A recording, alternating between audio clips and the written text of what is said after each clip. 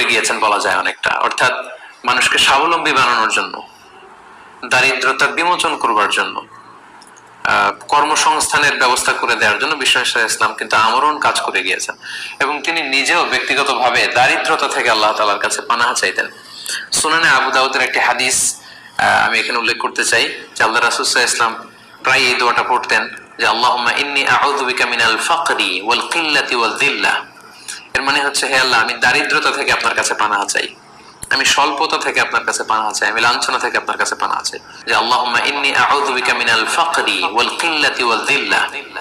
তার মানে দারিদ্রতা এটা চেয়ে নেওয়া যায় না আল্লাহর কাছে, বরং এটা থেকে পানাহ চাইতে হয়। এবং এটা থেকে কিভাবে আপনি দারিদ্র সীমা থেকে উপরে উঠে কিভাবে নিজের ভাগ্যের চাকাকে পরিবর্তন করবেন, কিভাবে আপনি স্বাবলম্বী হবেন, কর্মসংস্থানের ব্যবস্থা আপনি কিভাবে করবেন, সব সময় কিন্তু আল্লাহ রাসূল সাল্লাল্লাহু আলাইহি সাল্লাম এই ব্যাপারে আমাদেরকে উৎসাহ দিয়ে গিয়েছেন।